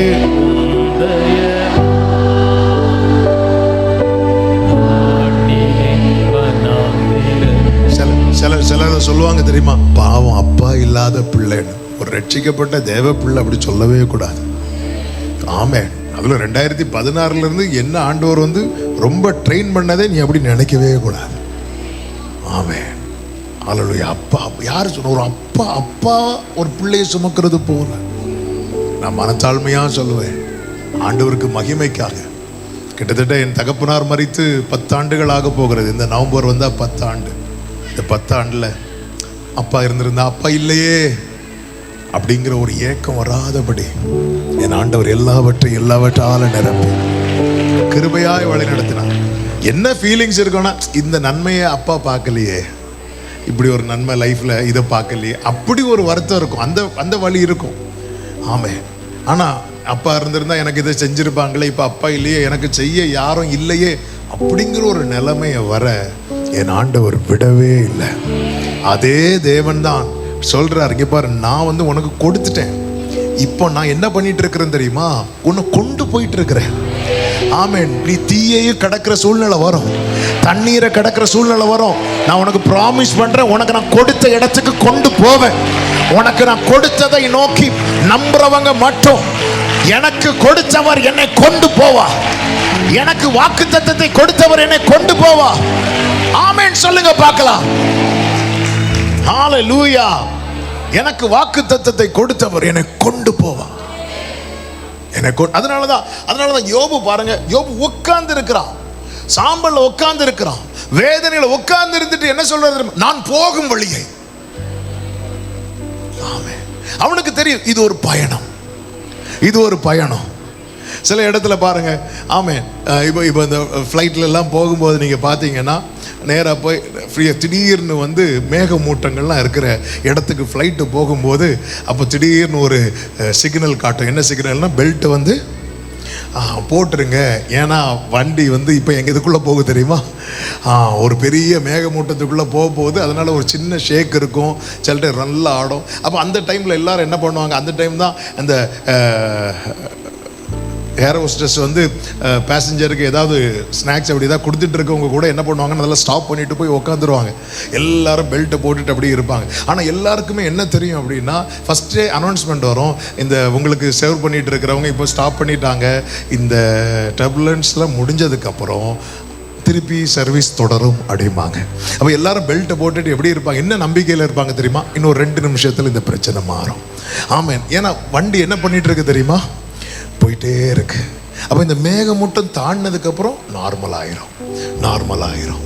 அதே போல தான் சில நேரத்தில் சில ஏரியாலெல்லாம் போகும்போது, ஆமென், இப்போ பாருங்கள், இப்போ அசாம் போயிருக்கும் போதும் வண்டியில் போயிட்டு இருக்கும்போது ஒரு குறிப்பிட்ட இடம் போகும்போது, பாஸ்டர் வண்டியை பிடிச்சிக்கோங்க அப்படிவாங்க. ஏன்னா ஒரு சின்ன ஏற்றம் ஏற போகிறோம், வண்டி இப்படி வளையும். ஆமாம், நீங்கள் இப்படி பிடிக்காமல் இருந்து நாங்கள் வளைஞ்சு போகும்போது திரும்பி பார்த்தா ஆள் எடுத்துக்கொள்ளப்பட்டிருப்பீங்க, நீங்கள் கீழே விழுந்து படுத்திருப்பீங்க, அதனால் நீங்கள் வண்டியை பிடிச்சிக்கோங்க.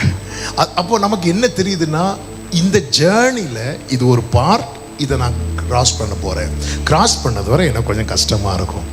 ஆமென். ஹல்லேலூயா. நம்ம லைஃப் அதான் பயணம். ஹல்லேலூயா. யோபு சொன்னான், போகும் வழியை அவர் அறிவார். இது ஒரு பாதை. என் பாதை எல்லாம் அந்தகாரம் சூழ்ந்தாலும் வாழ்க்கை முடிந்தது, மறுவாழ்வு இல்லை என்றாலும் என்னை தேற்றுவதற்கு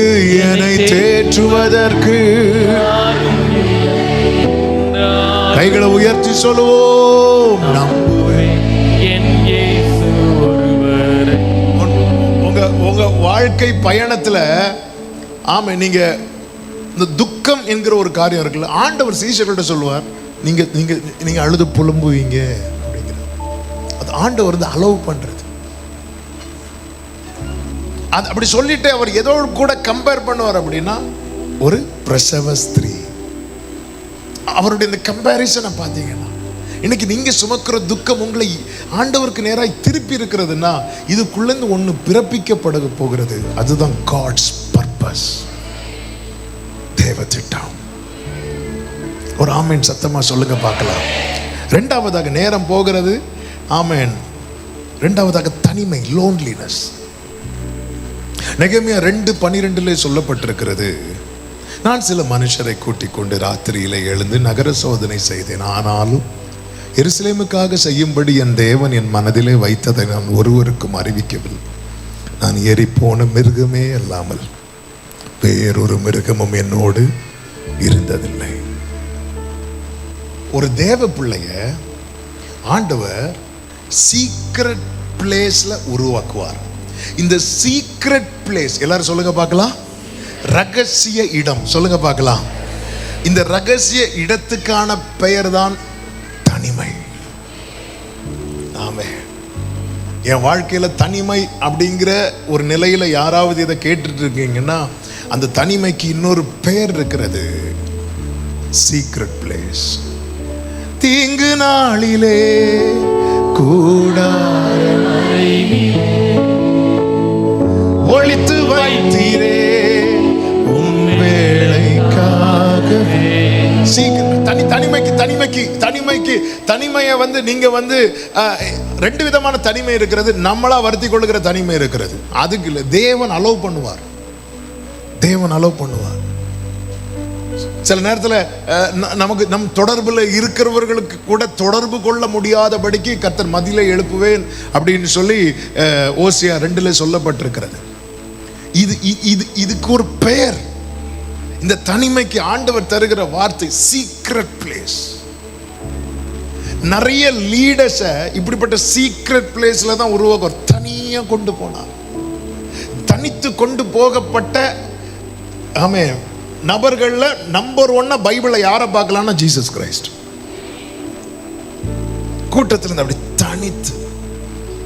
பழைய ஏற்பாட்டில் ஒரு பர்சனை சொல்லணும்னா தாவீது, நான் தனித்தவனும் அப்படிங்கிறார். தனித்தவனும். ஆமே. ஒருவர் இப்படி சொன்னார், before public success there must be private surrender. அதாவது வெளிப்படையான ஒரு வெற்றிக்கு முன்பாக ஒரு தனிமையான ஒரு அர்ப்பணிப்பு இருக்கிறது. தனியா கொண்டு போய் ஹல்லேலூயா. ஃபாதர் அழகா பாடி இருக்கிறாங்க, தனிமை வாட்டும் போது நல்ல துணையாய் இருப்பவரே. இந்த தனிமைக்கு பின்னாக இருக்கிற ஆண்டவருடைய நோக்கம் என்ன அப்படின்னா, இந்த தனிமையில தான் ஒரு மனுஷனுக்கு தேவனோடு அதிகமாய் உறவாட முடியும். ஆமென். ரெகேமியா 2வது அதிகாரம் அதனுடைய 4வது வசனத்தை நீங்க பார்க்கும்போது, அப்பொழுது ராஜா என்னை பார்த்து, நீ கேட்கிற காரியம் என்ன அப்படின்னு கேட்கிறாரு. உடனே நான் பரலோகத்தின் தேவனை நோக்கி ஜெபம் பண்ணி, அதன் அர்த்தம் என்னன்னா, கொஞ்ச நாளா நம்ம ஆளு தனியா இருக்கிறார். 1வது அதிகாரத்தில் தனியா இருந்து துக்கித்து உபவாசித்து இப்படி ஜெபம் பண்ணி, இந்த நெகேமியாவோட பிரேயரே எப்படி தான் ஸ்டார்ட் ஆகுது அப்படின்னா, பாவ அறிக்கையோடு ஸ்டார்ட் ஆகுது. ஒருத்தன் பாவ அறிக்கையோடு ஸ்டார்ட் பண்றானே, அதன் அர்த்தம் என்ன தெரியுமா? அவன் ஆண்டவரோடு எதுல இல்லை, தொடர்புல இல்லை. இப்படி தான் ஒருத்தன் ஸ்டார்ட் பண்றான். இந்த உறவுல ரொம்ப ஜாஸ்தியா இருக்கிறவன் எடுத்ததுமே பாவ அறிக்கையில தொடங்க மாட்டான். ஏன்னா அவன் ஆல்ரெடி இதில் தான் இருக்கான், லைன்ல தான் இருக்கிறான். ஆனா 1வது அதிகாரத்தில் இந்த நெகேமியா எப்படி தான் ஸ்டார்ட் பண்றாருன்னா, ஆண்டவரே நாங்க பாவம் செஞ்சுட்டோம், ஏன் அப்படின்னா, இதுதான் ரொம்ப முக்கியம். பாவம் தான் இந்த உறவுக்கு பெரிய கண்ணியை கொடுக்கும். ஒரு தேவ பிள்ளைக்கு மிகப்பெரிய எதிரி என்ன தெரியுமாங்க? பாவம். இந்த பாவத்தை வந்து நம்ம வந்து சொல்லுவாங்க, இந்த பாம்பை வந்து பாலூட்டி வளர்க்கக்கூடாதுன்னு சொல்லுவாங்க. ஏன்னா அது வளர்ந்த பிறகு என்ன செய்யுமா? கொத்துமா. அதை விட மோசமானது பாவம். அது இருந்துட்டு போட்டோம், விடவே கூடாது. அது மிகப்பெரிய ஆபத்தை கொடுக்கும். வேண்டாம். உமக்கு விரோதமாக எழும்புகிறவர்களை நான் பகையாமலும் அருவருக்காமலும் இருப்பேனோ. முழு பகையாது, அதை முழுசா நான் பகைச்சிடணும். அப்போ இப்படி நெருங்கினவன் இப்போ எந்த ரேஞ்சுக்கு வந்துட்டான் அப்படின்னா, ஈஸியா ஆண்டவரோட கான்டாக்ட் பண்ண முடியும். ராஜா கிட்ட பேசிட்டு இருக்கும் போதே ஆண்டவரே அப்படின்னு கூட முடியுது.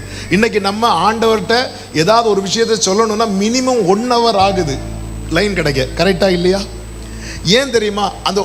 அந்த ஒரு டீப் ரிலேஷன்ஷிப் நமக்குள்ள இல்லாததுதான் ரீசன். இப்போ ஒருத்தங்க கிட்ட ரொம்ப தொடர்புல இருக்கிறோம் அப்படின்னா, அவங்க கிட்ட ஒரு காரியத்தை சொல்லணும்னா ஃபோன் பண்ணி ஒரே லைன்ல சொல்லிடலாம்.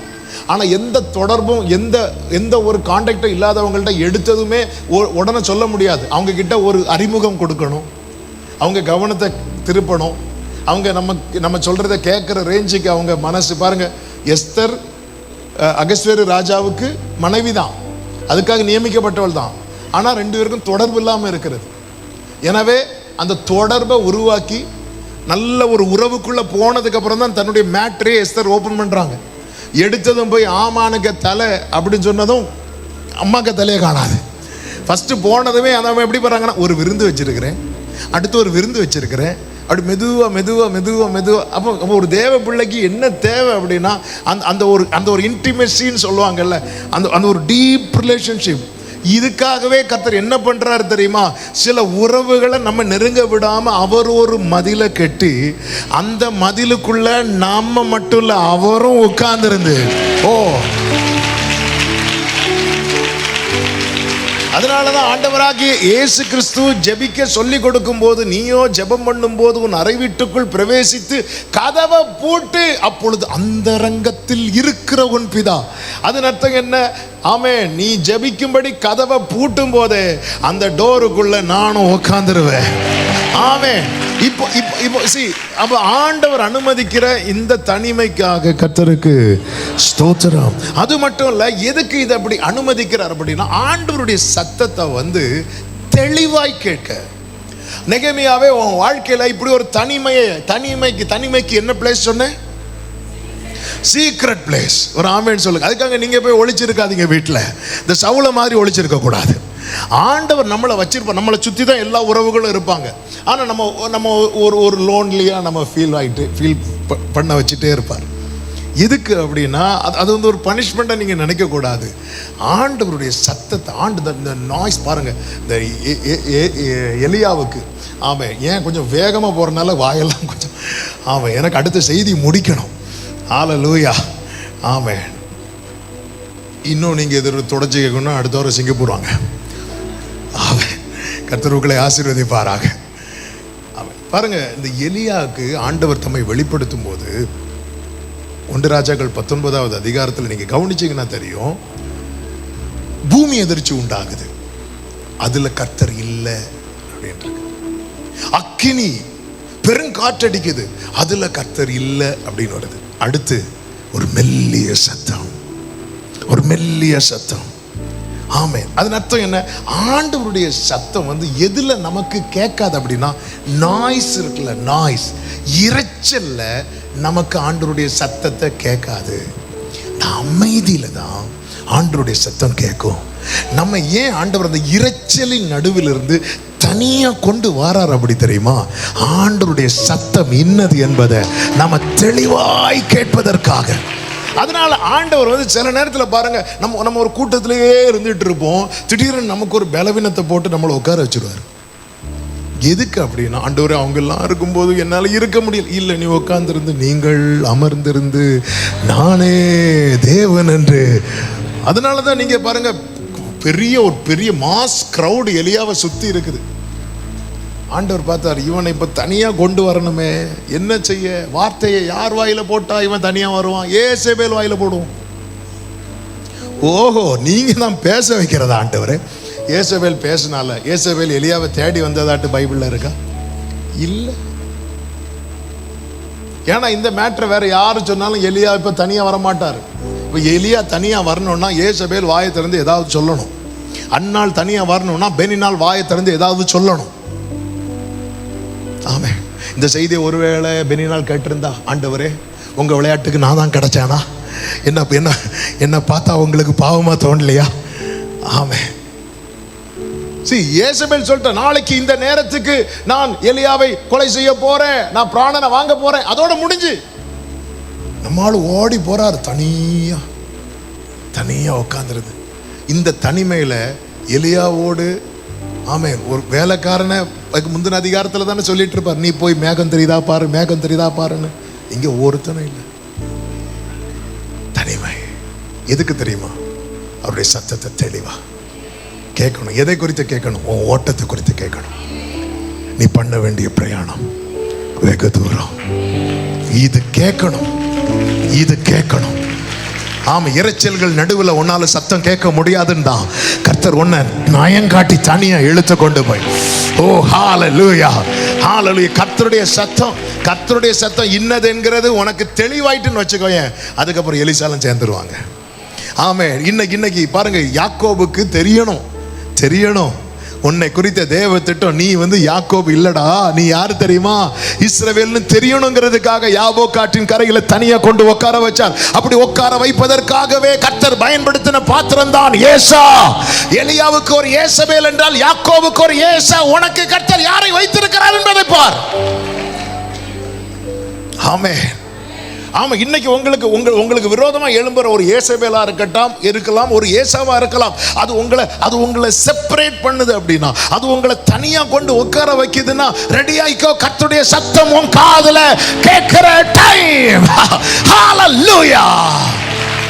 இந்த இடத்துல என்ன வெளிப்படுத்தப்படுகிறது என்றால், கிளியர் வாய்ஸ் கேட்கிறாங்க, எந்த இரைச்சலும் இல்லாம தெளிவா. வேதம் சொல்லுகிறது, அவன் அந்த போஜன பலத்தினாலே அவன் எழுந்து அறை கட்டி கொண்டு போறான். தெளிவான சத்தம், கர்த்தருடைய சத்தம். ஆமென். அடுத்து பாருங்க, ஒரு எதுக்கு இந்த தனிமை அப்படின்னா, மனுஷனை டிபெண்ட் பண்ணி இருக்கக்கூடாது என்பதற்காக. மனிதனை டிபெண்ட் பண்ணி இருக்கக்கூடாது. சில நேரத்தில் நம்மளை ஆண்டவர் செப்பரேட் பண்ணுவார். நம்ம ஃபோன் பண்ணி 4 பேர் எடுக்காம ஆக்குறதும் கர்த்தர் தான். இனியெல்லாம் ஆமேன் குறையும். அடுத்த 5 நிமிடங்கள் ஆமேன், நானே ஆமேன் போட வேண்டிய ஒரு சூழ்நிலை வரும். எனக்கு நன்றாய் தெரியும். ஆமேன். ஒரு தேவ திட்டத்தை சுமக்கிற ஒரு தேவ பிள்ளை எல்லா காரியத்துக்கும் மனிதனை டிபெண்ட் பண்ணி இருக்கிறது ஆண்டவருக்கு பிடிக்காது. அதனால தான் உங்க ஃபோன்லாம் நிறைய பேர் பிளாக் பண்ணி வச்சுட்டாங்க. நீங்க கூப்பிட்டு மனிதர் எடுக்கவில்லை, ஆனாலும் உங்க ஃபோனுக்காக ஒருத்தர் வெயிட் பண்ணிட்டே இருக்கிறார். என்னை நோக்கி கூப்பிடு, நான் உனக்கு உத்தரவு கொடுத்து நீ அறியாதது உனக்கு எட்டாததுமான. நம்ம எல்லாத்துக்குமே மனிதனை டிபெண்ட் பண்ணி இருந்தோம்னு வைங்களேன், ஹalleluya, ரொம்ப கஷ்டமாயிரும். அதனால தான் தாவீதை பாருங்க, தாவீது இவருக்கு ரொம்ப சப்போர்ட்டிவா இருந்தது யோனத்தான். ஆண்டவர் பார்த்தார், இது வேலைக்கு ஆகாது. ஆமே, ஆண்டவர் செப்பரேட் பண்ணிட்டார். அதாவது சவுலுக்கு இந்த நம்ம ஊர்ல சொல்லுவாங்க, இந்த பேய் இழவும் போது தான். ஆமே, அது அவளுக்கு பேய் இழவிட்டு அப்படிம்பாங்க. அதாவது பேய் உள்ளதான் இருக்குது, அது என்ன ஆகிட்டு. சூப்பரா சொல்றீங்களே. ஆமா, இப்ப யாருக்கும் இழவலைன்னு நினைக்கிறேன். கர்த்தர் உங்களை ஆசீர்வதிப்பாராக. ஆமா, அது சவுலுக்கு பாருங்க, எப்போ இழகணும்னு ஆண்டவர் டிசைட் பண்றாரு பார்த்தீங்களா. ஏன்னா ஒரு அடையாளத்தோடு போவான். நான் போகிறேன், நான் எங்கள் அப்பாட்ட போய் பேசும்போது அவர் உன் மேலே பட்சமாக இருக்கிறாருன்னா நான் உனக்கு அதுக்கான சிக்னல் கொடுப்பேன், நீ வரலாம். இல்லை அப்படின்னா நீ போயிரு, நம்ம அதுக்கப்புறம் சேர்ந்துருக்க முடியாதுன்னு சொல்லிட்டு யோனத்தான் போகும்போது மற்ற டைமெல்லாம் சவுல் ஓகேவாக இருப்பான்.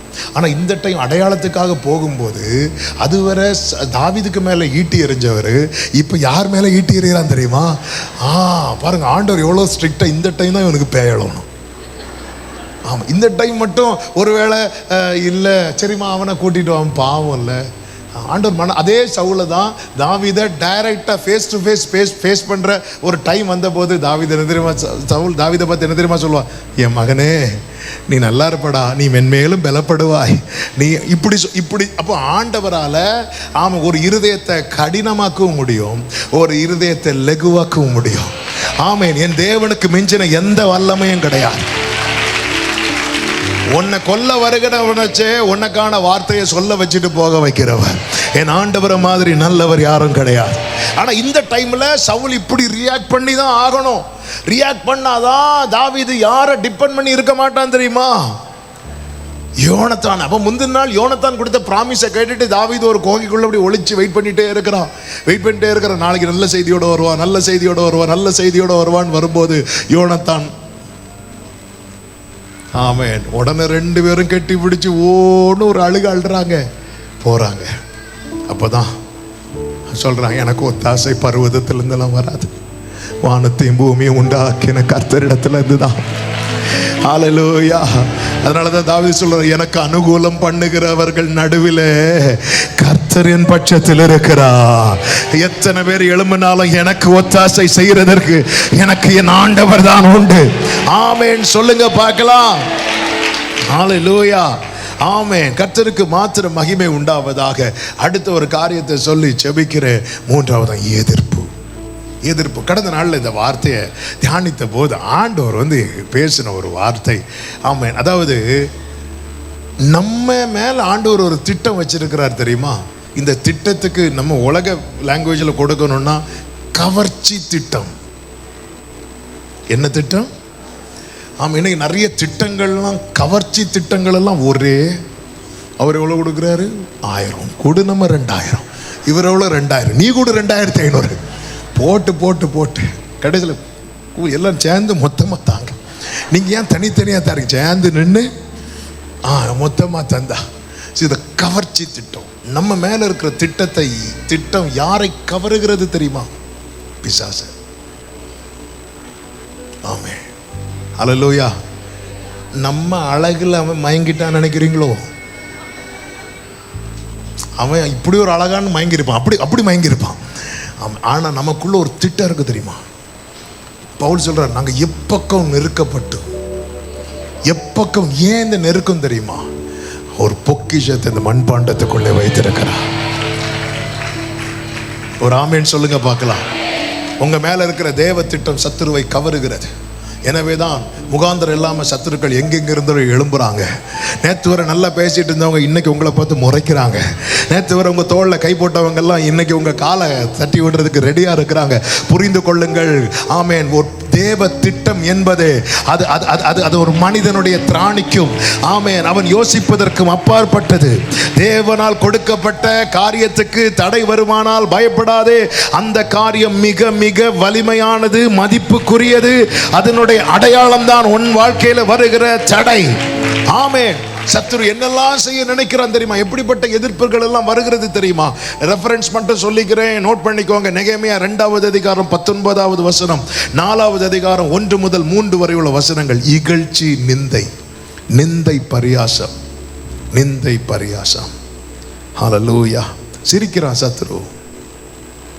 ஆமே. இந்த நிந்தை எதுக்கு தெரியுமா? ஒன்ன வீக் ஆக்குறதுக்கு. சத்துரு ட்ரை பண்ணுவான் முதல்ல நம்மளை வீக் ஆக்குறதுக்கு. அதுக்காக என்ன சொல்லுவானா, நீ என்னத்தை கட்டிட்டு இருக்கிற, இதுல ஒரு நரி வந்தா கூட கீழே விழுந்துரும், இதெல்லாம் நிக்காது. சில சொல்லுவாங்க தெரியுமா, சில பிள்ளைங்க படிச்சுட்டு இருப்பாங்க தெரியுமா, அந்த பிள்ளைங்களுக்குன்னே சிலர் வந்து வருவாங்க, சொல்லுங்க இப்படி படிச்சாலும் பாஸ் ஆகாது, முடிஞ்சது. அந்த பிள்ளைக்கு இருந்த கொஞ்சம் நம்பிக்கையும் போயிடும். இப்படி படிச்சாலும் பாஸ் ஆகாது. என்ன ப்ரிப்பேர் பண்ற? நீட்டா ப்ரிப்பேர் பண்ணிட்டியா? எப்போதுலேருந்து பண்ணுறேன். இப்போ அந்த எக்ஸாம் முடிஞ்சுட்டு இப்போ நான் இருந்து படிச்சுட்டு இருக்கிறேன். சரி, இந்த 1 மந்த் கேப் இருக்குல்ல, நான் அதில் படிக்கலாம். 1 மந்த்தா? அங்கே ஒருத்தங்க 2 வருஷம் எழுதிட்டு இருக்கிறாங்க. 2 வருஷம் எழுதிட்டு இருக்கிறாங்க. 1 மந்த்லாம் படித்தா எக்ஸாமே நடந்திருக்காது. இப்போவே பெட்டர் லக், நெக்ஸ்ட் டைம் சொல்ல ஆரம்பிச்சிருவாங்க. சரி, இந்த தடவை ட்ரை பண்ணு, ஆனால் அடுத்த தடவை உனக்கு கண்டிப்பாக. ஆமாம். உடனே அவங்கள பார்த்து சன்பலாத்தின்னு கூடாதீங்க. ஆமாம். இப்படிதான் ஒரு காரியத்துக்கு போகும்போது, ஒரு எக்ஸாம்பிளுக்காக, இப்போ நீட்டு நடக்கிறது இல்லை, அடுத்த மாதம் நினைக்கிறேன். இப்போ இதுதான், இப்படியெல்லாம் படித்தாலும் தேராது.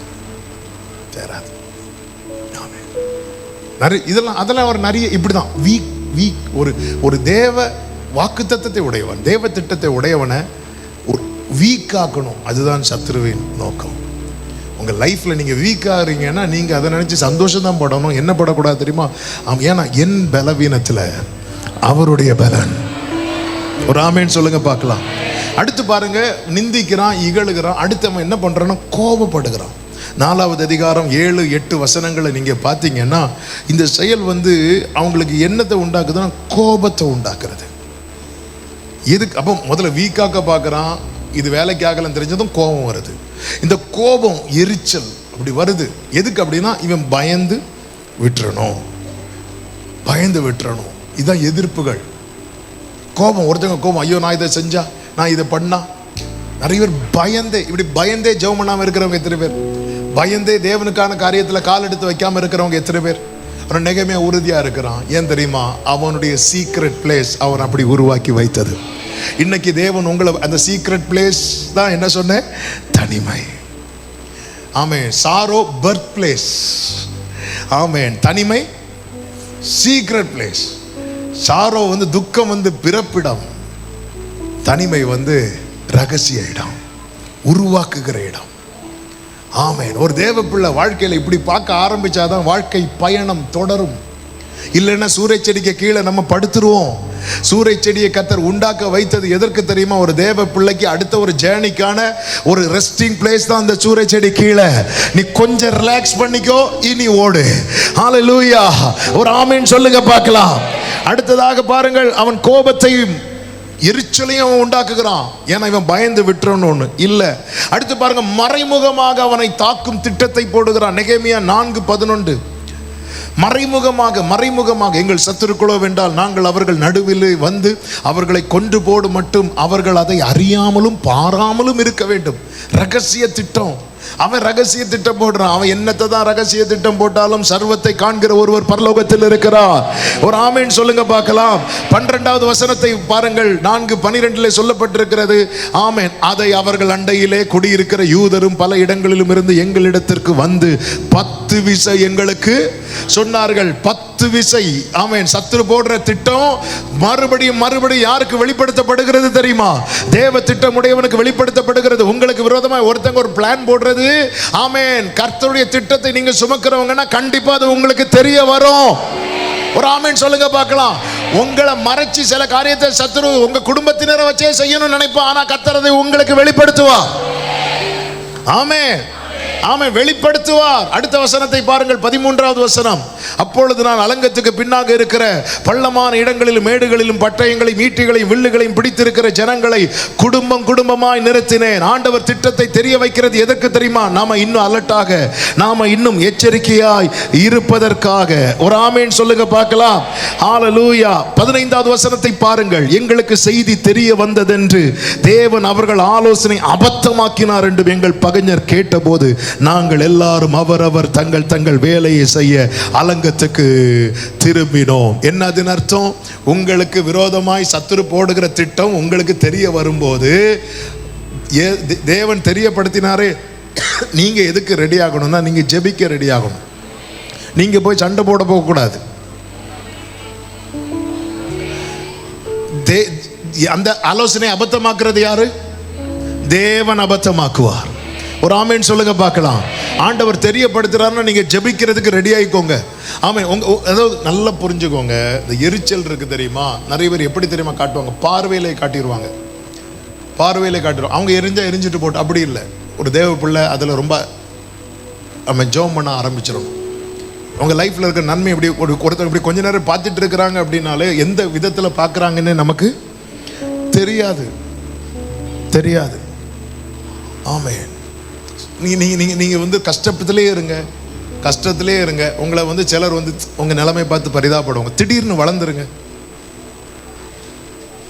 அந்த கான்டாக்டே உங்களுக்கு வந்து காணாம போயிடும். ஏன்னா எல்லா டைப்பையும் நம்ம பார்த்தாச்சு. அதனாலதான். ஆமென். ஹல்லேலூயா. அப்பா இறந்த போலாம் ஆண்டவர் நடத்துவார்னா, அதாவது என்ன அவங்க நினைச்சிட்டாங்கன்னா, இந்த ஊழியனி ஆண்டவர் நடத்துவார்னு போட்டுன்னா எதுனாலும் நாங்கள் இருக்கிறோம். இப்போ எங்கே இருக்கிறோன்னே தெரியல. திடீர்னு அப்படி வந்து ஆளை காணாது. அதுக்கு முன்னாடி நம்மளை பார்க்கும்போதெல்லாம் நல்லா சிரிக்கிறோம். அதுக்கப்புறம் உங்களுக்கு என்ன, நீங்களாம் பெரிய ஆட்கள். ஆமாம், பெரிய ஆட்கள். டோருக்குள்ளே வர முடியல. நமக்கு தெரியும், எல்லாம் தெரியும். ஆமாம், இந்த மாதிரிலாம் வரும்போது ஒரு தேவ பிள்ளை என்ன பண்ணணும்னா ஜெபம் பண்ணணும். அப்படி ஆண்டவரே இப்படி ஜெபம் பண்ண கர்த்தர். ஆமாம், அகித்தோப்பேலின் ஆலோசனையை அபத்தமாக்கினவர் இன்னைக்கு உயிரோடு இருக்கிறார். உனக்கு விரோதமாய் உருவாக்கப்படும் எந்த ஆயுதமும் நல்ல கைகளை தட்டி ஆமென் சொல்லுங்க பார்க்கலாம். மறைமுக திட்டம். அடுத்தது ரொம்ப முக்கியமான பிரச்சனை என்னன்னா, உள்ள இருந்தே வரக்கூடிய பிரச்சனை. நெகேமியா 4:10 மட்டும் வாசிங்க வேகமா. அப்பொழுது யூதா மனிதர், சுமைக்காரன் பலன் குறைந்து போகிறது, மண்மேடு மிச்சமாய் இருக்கிறது, நாங்கள் அலங்கத்தை கட்டக்கூடாது என்றார்கள். அதாவது வெளியிருந்து பலவிதமான பிரச்சனை வருது, அதுல நின்னுட்டோம். ஆனா உள்ள இருந்தே மனசோர்வு. இதுக்கு நான் ஆவிக்குரிய கண்ணோட்டத்தோடு சொல்றேன், மனசோர்வு. அல்லது நம்ம கூடவே இருப்பாங்க தெரியுமா, அவங்க சொல்லுவாங்க, எதுக்கு உங்களுக்கு பிரச்சனை. அவங்க தான் நேற்று என்கரேஜ் பண்ணியிருப்பாங்க. அந்த நல்ல வேலைக்கு தங்கள் கைகளை திடப்படுத்தினாங்க. வேலை செய்ய தொடங்கும் போது இது நமக்கு தேவையா? நம்ம அந்த திராட்சை ரசத்தையும் ஊற்றி கொடுத்துட்டு கொஞ்சம் குடிச்சிட்டு போய் இருக்க வேண்டியதானே, இது தேவையா? உள்ள வெளியிருந்து வரக்கூடிய பிரச்சனை கொடுத்து. அதான் தாவீது சொல்றேன், எனக்கு விரோதமாக எழும்பினவன் என் சத்துரு அல்ல, என் சத்துருவா இருந்திருந்தா நான் சகிச்சிருப்பேன். என் கூட அப்பம் பூசி தான் பாருங்க, இந்த நெகட்டிவ் திங்கிங் இருக்குல்ல, இதுதான் தேவ பிள்ளைய ரொம்ப பாதிக்கும். அதாவது வெளி பிரகாரமா திட்டம் போட்டு தேவன் அபத்தமாக்கிட்டார். அடுத்த பிரச்சனையே ஒருத்தனை எங்க வருதுன்னா உள்ள. உங்க லைஃப்ல நெகட்டிவ், நான் இப்படி பாசிட்டிவ் எக்ஸாம், நான் பாஸ் ஆயிர மாட்டேன் இப்படி ஒரு எண்ணம் உங்களுக்குள்ள திரும்ப வந்துட்டே இருக்குன்னா சத்துரு வேலை செய்யறான்னு அர்த்தம். அந்த எண்ணத்துக்கு இடம் கூடாதிருங்கள். ஆமென். சங்கீதக்காரன் என்ன தெரியுமா சொல்லுகிறான்? கர்த்தருடைய நாமத்தினால் நான் அவர்களை சங்கரிப்பேன். உங்க லைஃப்ல நேத்து வரை நல்ல பாசிட்டிவான ஒரு தாட் இருந்துச்சு, கர்த்தர் இதை வாய்க்க பண்ணுவார், கர்த்தர் இதை எப்படியே செய்து முடிப்பார். ஆனா இன்னைக்கு திடீர்னு ஒரு நெகட்டிவான எண்ணம் இருக்கிறது, நெகட்டிவான கண்ணோட்டம் இருக்கிறது. இது நடக்காது, இது எனக்கு வாய்க்காது, எப்படி நான் வெட்கப்பட தான் போறேன், எப்படி எனக்கு தலைகுனி தான் வரப்போகுது, இந்த அலங்கத்தை கட்டி முடிக்க முடியாது, இப்படிப்பட்ட எண்ணம் வரும்போது இயேசுவின் நாமத்தில் அப்படிப்பட்ட எண்ணத்தை நான் சுட்டரிக்கிறேன். ஆமென். நீங்க அதை சொல்லணும், அதை சொல்லணும். ஏன்னா உங்களில் நற்கிரியை துவக்கினவர் அதை முடிவு பரியந்த நடத்த வல்லவராய் இருக்கிறார். அடுத்து ஒரு முக்கியமான காரியம் என்ன அப்படின்னா, திசை திருப்ப பண்ணுவார். நெகேமியா 6வது அதிகாரம் வீட்டில் போய் பாருங்க. அதுல ஒரு காரியம் என்னன்னா, நெகேமியாவை இன்வைட் பண்றான். வா நம்ம சேர்ந்து பேசுவோம் அப்படின்னு. நல்ல புரிந்து கொள்ளுங்கள், எல்லா அழைப்பும் தேவனிடத்திலிருந்து வருகிறது அல்ல. ஒரு ஆமென் சொல்லுங்க பார்க்கலாம். எல்லா அழைப்பும் தேவனிடத்திலிருந்து வருகிறது கிடையாது. அடுத்து என்ன தெரியுமா பண்ண பார்க்கிறான்?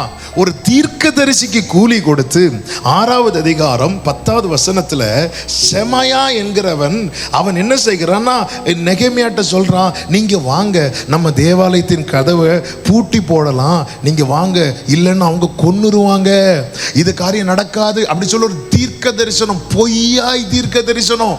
ஒரு தேவ பிள்ளைய கடைசியில எங்க தெரியுமா பிடிக்க பார்ப்பான்?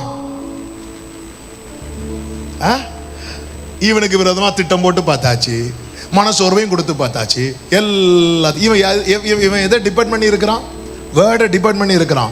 இவன் வார்த்தையை வச்சு நம்ம போய் சரி வார்த்தையை வச்சு அவன் அட்டாக் பண்ணும். ஒரு தீர்க்கதரிசி எப்படி? அவங்ககிட்ட கொஞ்சம் காசை கொடு, பேசு. என்ன பேசு? ஆண்டவர் ஒன்று காட்டினார். என்ன காட்டினார்? வீடு பிரதிஷ்டை அன்னைக்கு உனக்கு அடக்க ஆராதனை. போச்சா? அப்பதான் அலங்கம் கட்டி வாசல் போடுறதுக்கு ரெடி ஆயாச்சு. நாள் குறிக்கும் போது ஆண்டவர் ஒன்று காட்டினார். என்ன சில வீடெல்லாம் நீங்க பார்த்தீங்கன்னா எனக்கு கை காட்டி சொல்ல முடியும், ஆனா வேண்டாம். சில வீடு பாருங்க மேலே கட்ட மாட்டாங்க. ஏன்னா யாரோ ஒரு ஜோசியர் சொன்னாராம், மேலே கட்டுற அன்னைக்கு அதனால ஃபுல்லா சைடு சைடா கட்டிட்டு. ஆமென். see ஹalleluya. கர்த்தர் ஒரு நன்மையை தருவது அனுபவிப்பதற்காக, சுதந்தரிப்பதற்காக. நேத்து வராத தீர்க்கதரிசி இன்னைக்கு வாரான். ஒரு ஆவிக்குரியவனுக்கு இந்த ஆவிகளை பகுத்தறிகிற கிருபை வேணும். இந்த தீர்க்கதரிசி நேத்து நல்லா தான் பேசியிருப்பான், ஆனா இன்னைக்கு வந்துட்டு இல்ல அது வந்து முடிஞ்சு, நீங்க இதை பண்ணணும், நீங்க அதுக்கு நான் என்ன பண்ணணும், அதுக்கு நீங்க ஒரு 21 நாள் ஆமென் நீங்க இது இப்படி பண்ணி ஆகணும், அதுக்கு நாங்கள் என்ன செலவு பண்ணணும், அதுக்கு நான் உங்களுக்கு சொல்கிறேன். ஆமாம் நீங்கள் அதை பண்ணுங்க, இதை பண்ணுங்க. இன்னைக்கு அநேக இப்படிப்பட்ட கள்ள தீர்க்கதரிசின்னு சொல்ல காரணம் என்ன தெரியுமா? நல்ல தீர்க்கதரிசிகள் இருக்கிறதுனால. ஒரு ஆமேன்னு சொல்லுங்க பார்க்கலாம். இப்படி ஒன்றை சொல்லி குடும்பத்தில் உங்களுக்கு விரோதமாக உங்கள் மனைவி செய்வனை வச்சிருக்கா, காலையில் உப்புமா வச்சது இவருக்கு கண்ணுக்கு இப்படின்னா எத்தனை குடும்பத்தில் பிரச்சனை தெரியுமா? எத்தனை குடும்பத்தில் நல்ல வீடை கட்டி சமாதானமா உள்ள இருக்க மாட்டாங்க. ஆண்டவர் உன்னை காண்பிக்கிறார். என்ன காட்டுறார்? இப்படி உங்க சகோதரன் உங்களுக்கு விரோதமா. ஆமென்.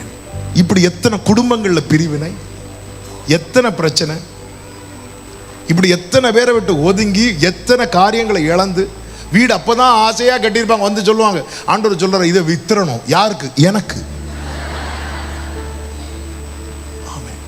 சிலர் சொல்லுவாங்க பாருங்க, ஆண்டவர் இப்படி சொல்லுகிறார், நீங்க வந்து இந்த இடத்தை வித்து அதை நீங்க சர்ச்சில் கொண்டு தர வேண்டும் என்று கர்த்தர் எனக்கு தெளிவாய் காண்பிக்கிறார். இப்படி கொடுத்து பாதிக்கப்பட்டவங்க எத்தனை பேர்? நம்ம பிரச்சனை பாதிக்கப்பட்டதுக்கு பிறகு நம்ம கிட்ட வருவாங்க. ஆமென். ஒரு தேவ பிள்ளைக்கு ஆண்டவர் என்ன இதுவரை கொண்டு வந்துட்டார், அலங்கத்தை கட்டி முடிக்க வைக்கிறார். இப்படி நெருங்கும் போது இப்படி ஒரு சத்தம் வருதுன்னா, ஆனா நெகேமியா பதறல.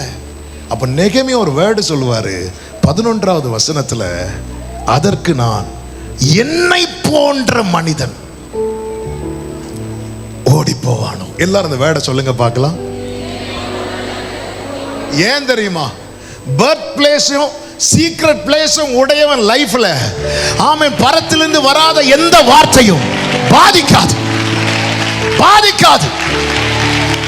உன் லைஃப்ல ஒரு பர்த் பிளேஸ் இருக்குமானா, உன் லைஃப்ல ஒரு சீக்ரெட் பிளேஸ் இருக்குமானா, ஆண்டவரிடத்திலிருந்து வராத எந்த வார்த்தையும் உன்னை பாதிக்காது. ஹalleluya.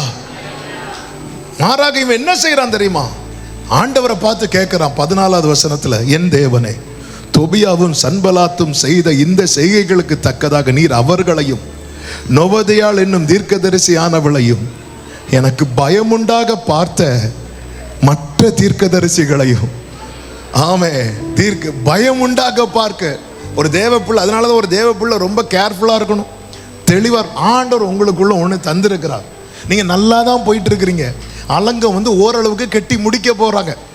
1வது வசனம், நான் அலங்கத்தை கட்டி முடித்ததையும் இனி அதிலே திறப்பு ஒன்றும் இல்லை என்பதையும் சன்பலாத்தும் தொபியாவும் கேட்டபோது, ஆமே, வாசல்களுக்கு நான் இன்னும் கதவு போடாதிருக்கையில், அவ்வளவுதான், இனி முக்கியமான வேலை ரிபனை ஒட்டி கட் பண்ணணும், முடிஞ்சு.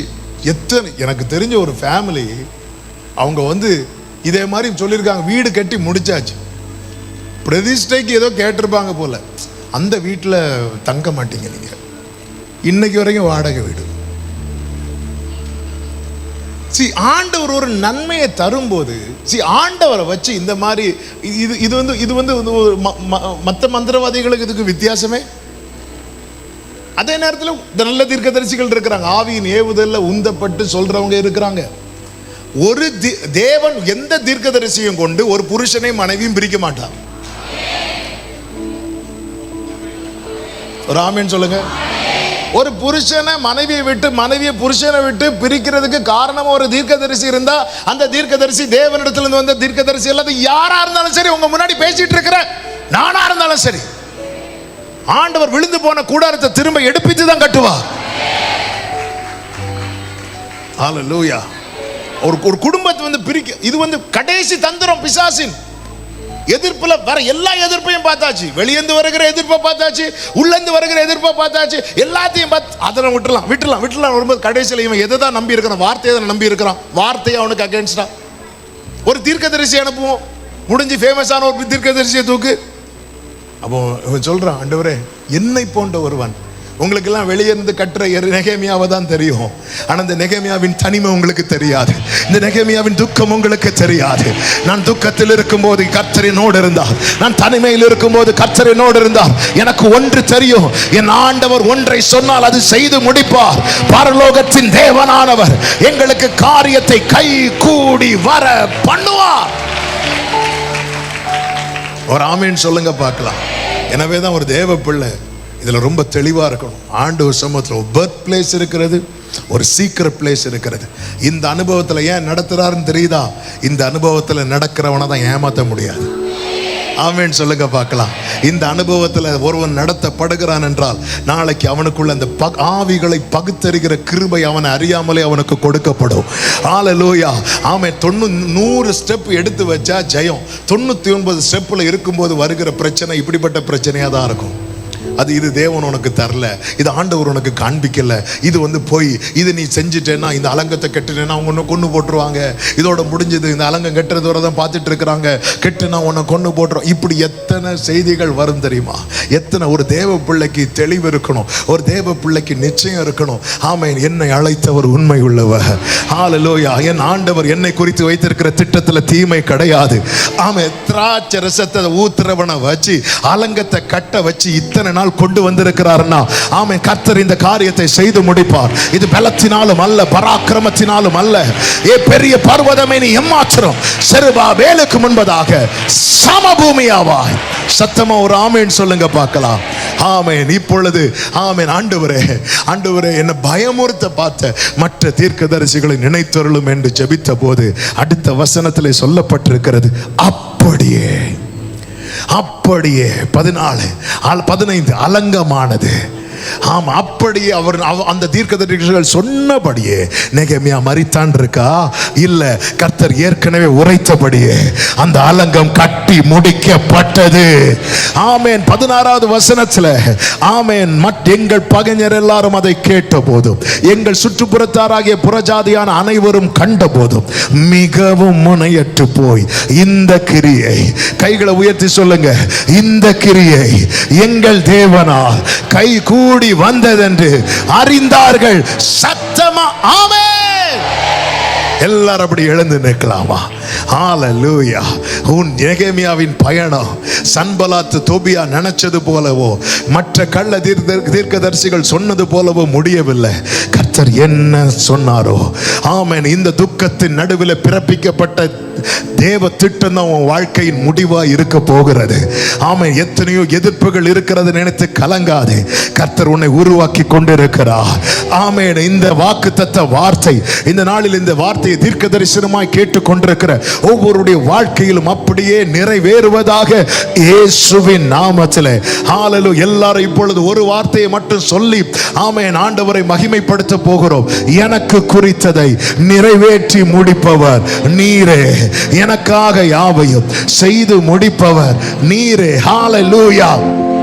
எனக்கு குறித்ததை நிறைவேற்றி முடிப்பவர். நல்ல கையை தட்டி பாடுங்க. ஆமென். எனக்காக யாவையும்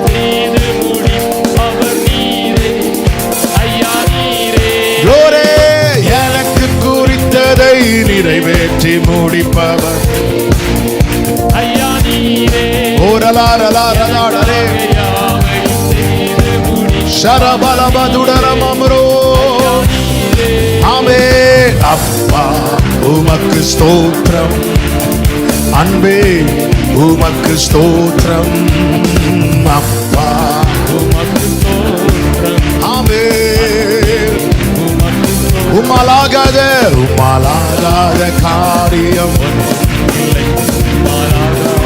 ஓரலபா துடரபா சந்தரபா ரபா லராதரா. ஆமென். ஹல்லேலூயா. ஆகும் ஆகும் glory. ஆமென்.